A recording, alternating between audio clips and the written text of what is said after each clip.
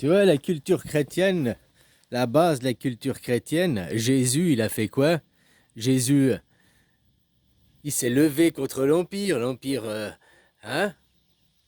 Donc il a défendu les faibles, les travailleurs, les gens lambda contre l'Empire. C'est David contre Goliath.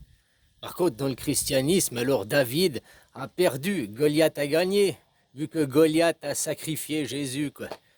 Après, on vous baratine, oui, mais il a accepté de se sacrifier pour nous laver de nos péchés. Puis depuis, comme ça, on peut continuer à pécher, puis à rien changer, quoi. Hein? Puis on attend qu'il revienne se sacrifier pour que nous, on change rien, quoi.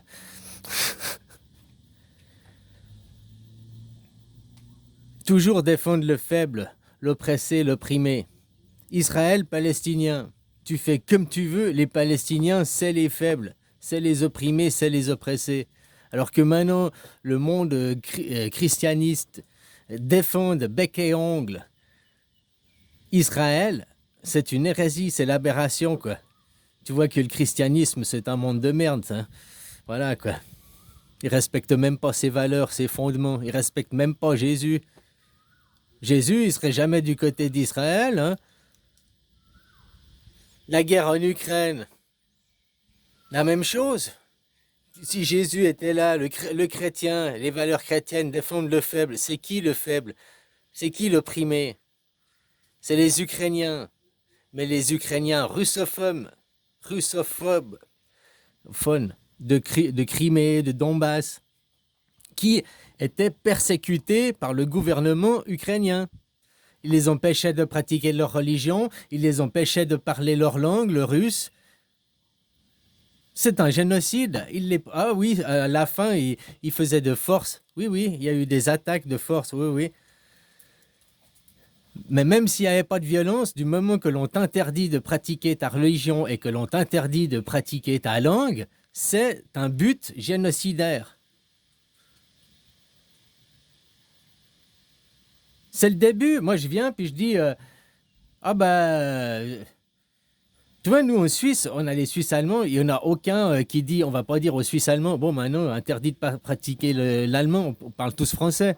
Il n'y a aucun qui va penser comme ça, quoi. Non, parce qu'on a une cohabitation, on vit ensemble. Tu vois, en Ukraine, c'est pas ce qu'ils veulent faire. En Thaïlande, non plus. Ceux qui parlent Isan, qui ont un autre langage que le thaïlandais, ils sont aussi interdits de pratiquer leur langue, contraints et obligés de pratiquer le thaïlandais, obligés de se soumettre au bouddhisme, alors qu'eux, ils ont une autre religion. Là, c'est la même chose, c'est un génocide non violent. Parce que les gens ont accepté. Puis s'ils n'acceptent pas, de toute façon, qu'est-ce qui se passe? La violence, tu vois, en Ukraine, ils sont commencé à s'attaquer, les Ukrainiens, à s'attaquer aux Ukrainiens du Donbass, de la Crimée. Poutine est venu les sauver. Donc maintenant, si tu es un chrétien, les valeurs chrétiennes, et que tu respectes hein, le message de Jésus et les valeurs de Jésus qui défend le faible, le persécuté, tu défends les Ukrainiens russophones, qui Poutine vient les libérer. Vient les libérer des vilains nazis ukrainiens qui étaient en génocide, qui interdisaient la pratique du russe et de leur religion à l'intérieur même parce qu'ils étaient considérés comme ukrainiens. Mais interdiction, c'est comme si nous, tout d'un coup, en Suisse, on disait, ben maintenant, vous avez interdiction de parler le suisse allemand, ou le suisse italien, ou le suisse roman. Et c'est interdit d'avoir des chrétiens, des romans, non, tous catholiques. Hein?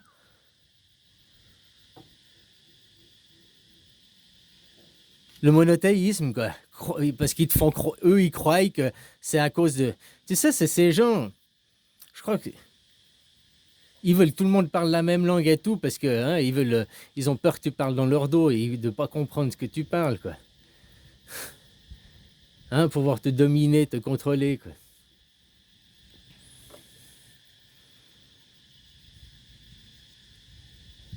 Moi, je vous invite à faire rayonner la démocratie, les valeurs suisses, hein, polythéisme, anarchisme, la démocratie, voilà quoi.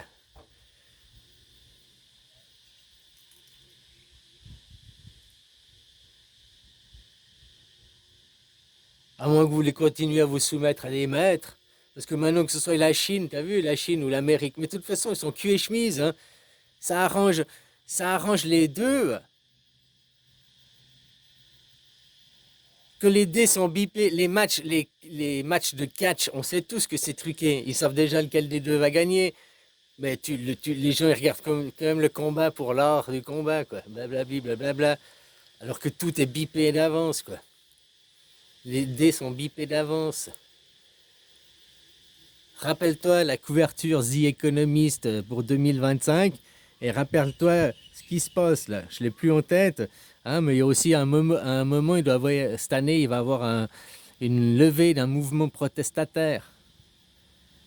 Donc il faut aussi créer les conditions pour que ce mouvement protestataire arrive.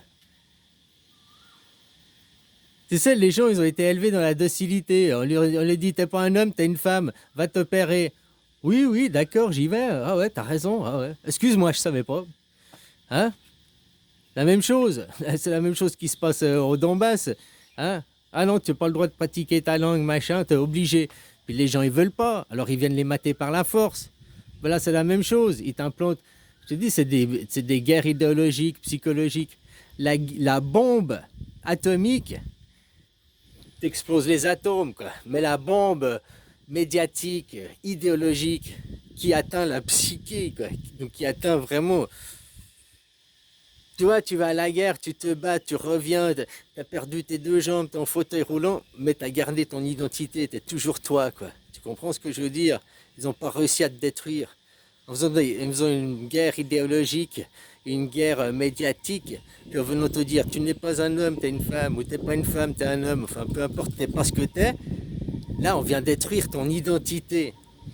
Donc si détruire l'identité, ça s'appelle du génocide, hein. Donc le LGBT ce mouvement peut être apparenté à un mouvement génocidaire. Puisqu'ils viennent dans ta psyché te dire que tu n'es pas, c'est des bombes psychologiques pour te dire que tu n'es pas, l'identité que tu as n'est pas ton identité. Tu es pas ce que tu vois dans le miroir, tu es autre chose. Et c'est la faute de Dieu. Mais moi, super médecin, je peux t'opérer.